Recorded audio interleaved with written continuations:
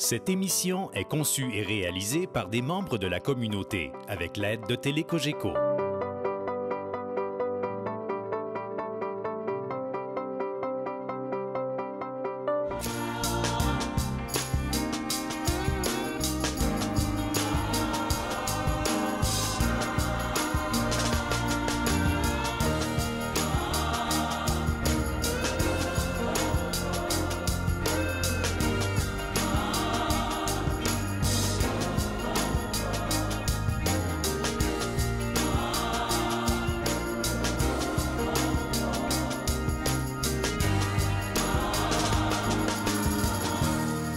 Bonjour, cette semaine à Signe d'aujourd'hui, je reçois Kevin et Sabrina qui font partie du mouvement Salutaire et qui sont allés en mission en terre amérindienne à Kitsisakik. Je reçois d'abord Kevin. Bonjour Kevin. Bonjour. Merci d'avoir accepté mon invitation. Avec plaisir. Alors, peux-tu nous rappeler juste un petit peu c'est quoi Salutaire? C'est un mouvement pour les jeunes catholiques de 12 à 17 ans. Dans ce mouvement-là, on essaie de dépolluer nos relations selon 4 axes. L'axe avec Dieu, avec soi, avec les autres et avec la nature. Okay. Puis là, tu as vécu une expérience spéciale au mois d'août 2015. Tu es allé à Kitsisakik. Oui. Comment ça se fait que tu t'es rendu là? C'est un projet, comme j'ai fait mon leadership, c'est un projet qui m'a été offert l'année passée.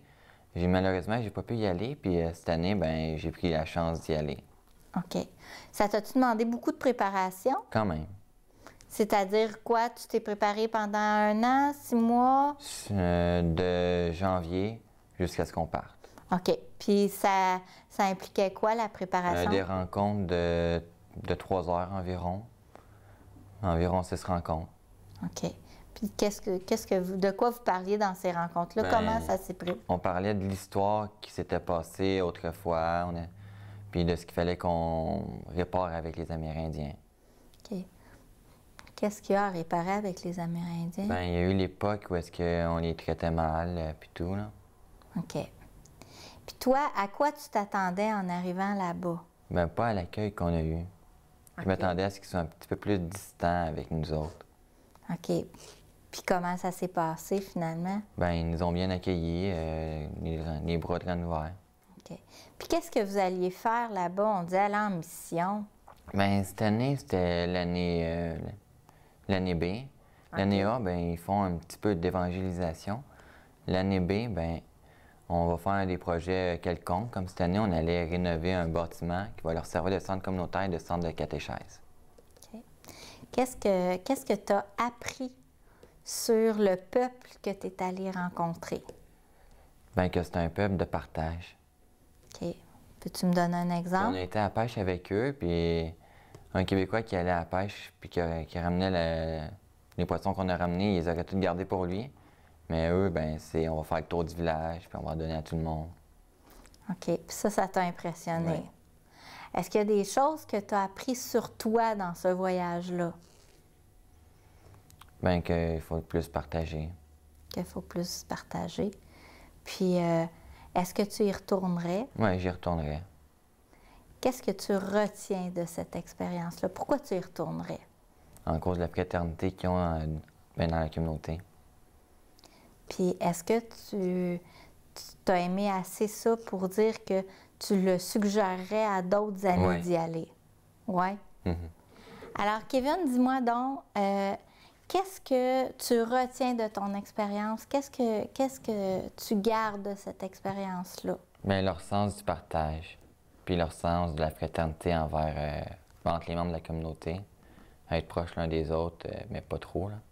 Puis est-ce que tu penses que ça va transformer tes relations avec les autres? Oui. Comment? Qu'est-ce que tu voudrais faire de différent maintenant? Au lieu d'être un petit peu plus distant avec mes amis ou ma famille, être un petit peu plus proche. OK. Merci beaucoup d'avoir accepté de venir en entrevue. On va faire une courte pause et on revient après avec Mademoiselle Sabrina Delage.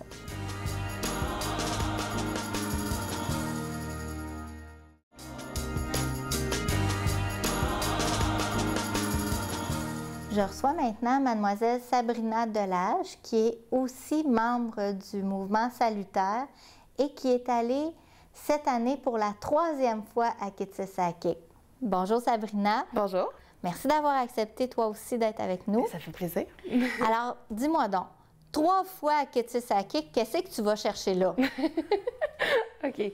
Bien, disons que la première fois, je ne le savais pas vraiment. C'est vraiment un saut que j'ai fait. Je me suis carrément jetée là-dedans. Puis, j'ai découvert quelque chose que j'ai vraiment apprécié. Puis, j'ai décidé de continuer, puis parce que à chaque fois, c'est tout le temps différent. J'apprends tout le temps des choses différentes, fait que c'est vraiment intéressant. Pour vrai, là. Moi, je le conseille vivement à tous les jeunes de Salutaire parce que c'est tellement... Ça m'a tellement apporté quelque chose de significatif que je ne sais pas si je vais y retourner parce que, bon, l'horaire est un peu chargé, mais j'ai vraiment le goût d'y retourner, là. Qu'est-ce que ça t'a apporté? En quoi tu es différente depuis que tu es allée rencontrer les Amérindiens? Je te dirais que je considère beaucoup plus l'autre. Tu sais, avant, bon, je viens de sortir de mon adolescence, fait qu'on s'entend que l'adolescence, c'est le moment où on pense à soi, que on n'a pas vraiment conscience de ce qui nous entoure, surtout au Québec. Parce qu'on est vraiment conscient de notre vie en communauté. Mais quand on va voir ailleurs, on se rend tellement compte qu'on est chanceux que, surtout pour eux en particulier, parce que chaque peuple, c'est différent, là. Fait que je pense que moi, ça m'a apporté beaucoup de confiance en moi parce que là-bas, j'ai pu agir comme... J'ai pu être transparente puis congruente. J'ai vraiment pu être moi-même là-bas. Puis ça m'a tellement apporté dans ma vie quotidienne que... À chaque fois que je vais là-bas, j'en sors grandi, puis c'est vraiment un bonheur d'aller là-bas, là. C'est même pas une corvée, là. C'est vraiment, là, pour vrai, moi, j'aime ça au bout. Kitsisakik, c'est quel peuple déjà? C'est un peuple algonquin qui s'appelle les Anishinabés. Ça veut dire « homme fort » en leur langue. Donc, oui, puis ça les représente très bien, je te dirais. Oui, c'est des hommes forts. Oui, oui. Fort intérieurement ou fort extérieurement? Je te dirais les deux. Je te dirais les deux, mais je pense qu'ils ont un petit peu plus de misère avec à l'intérieur parce que, disons que, avec ce qui s'est passé, avec les pensionnats et tout, bien, ce qui s'est passé dans le fond, c'est que nous, on a voulu tuer l'Indien dans l'enfant. Bien, les Blancs, je parle. Là. Quand je dis nous, parce que moi, c'est pas mon opinion, mais ils ont été ébranlés. Les racines de leur peuple ont été ébranlées. C'est ce qui fait que je pense qu'ils savent... Je généralise pas, mais je pense que la plupart d'entre eux savent pas qui ils sont réellement. Puis ça, je pense que c'est quelque chose qui manque à leur peuple. Puis, parce qu'ils seraient nettement plus forts s'ils savaient s'unir et continuer dans la voie qu'ils devraient aller, dans le fond. Dis-moi, qu'est-ce que tu as appris, qu'est-ce que tu as découvert de différent que tu pensais du peuple Atikamekw, par exemple? Personnellement, j'ai pas vraiment... C'est pas vrai, je suis humaine, j'ai des jugements. Mais j'avais pas vraiment d'attente.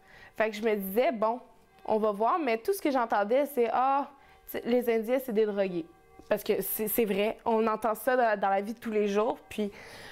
ou bien, ils sont chanceux, ils ont tout, ils payent pas de taxes. Mais c'est pas nécessairement vrai. Il y a des tribus qui sont très pauvres, comme à Kitsisakik, qui se dit Kitsisakik, là-bas.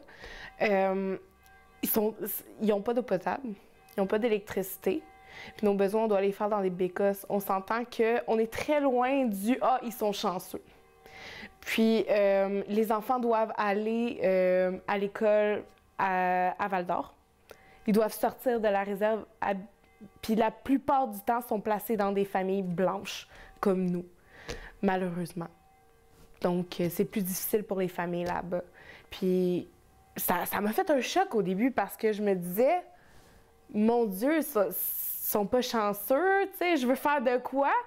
Puis finalement, je me suis rendu compte que je peux pas faire plus que ce qu'ils veulent, plus que ce qu'ils ont besoin.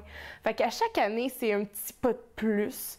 Des fois, ça va pas comme on veut, ça va jamais comme on veut. OK, j'admets, là, ça va jamais comme on veut, mais au moins, on a l'impression de faire un petit quelque chose parce qu'à chaque fois qu'on y va, on parlait de tu parlais de l'accueil dans le fond avec Kevin, mais moi, à chaque fois que j'y vais, je vois une différence.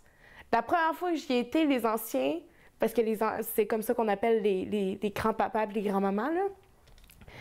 Les anciens, là, c'était fermé parce qu'ils parlent pas notre langue. Ça y va en dégradant, dans le fond. Eux, ils parlent anishinaabe. T'as les adultes qui parlent... moitié français, moitié anishinaabe, puis t'as les enfants qui parlent juste français. Fait qu'on s'entend que, tu sais, il y a une grosse différence. Puis, ils sont pas très démonstratifs. Fait que quand on arrivait là-bas, ils étaient comme plus « T'es qui, toi? » T'sais? Fait à chaque fois que j'y vais, maintenant, les anciens nous font des sourires.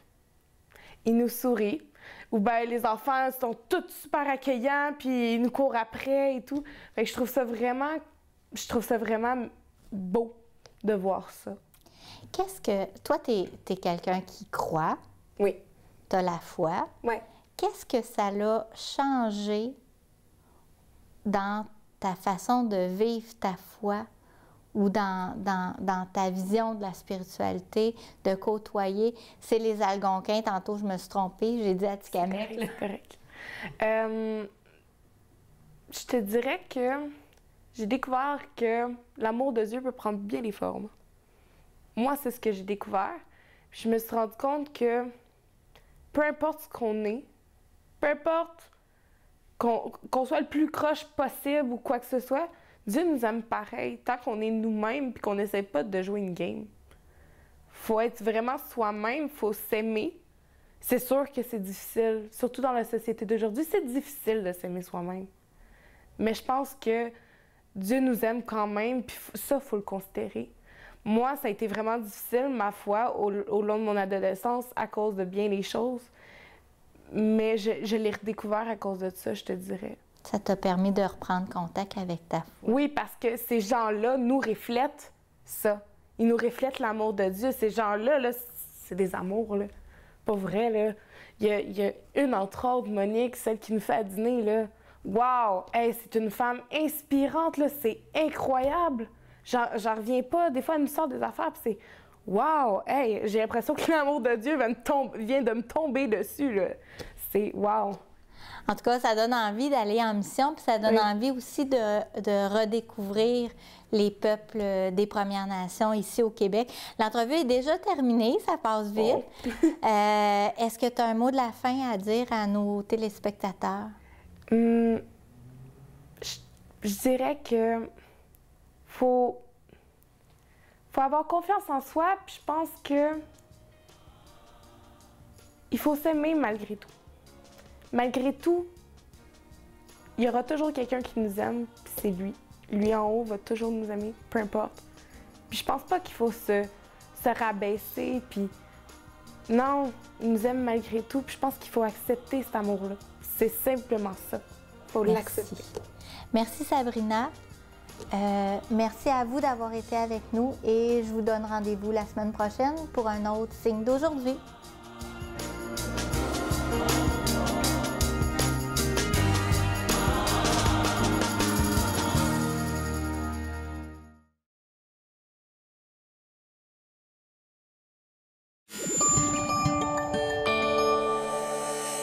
Télécogeco, un service exclusif aux clients de Cogeco.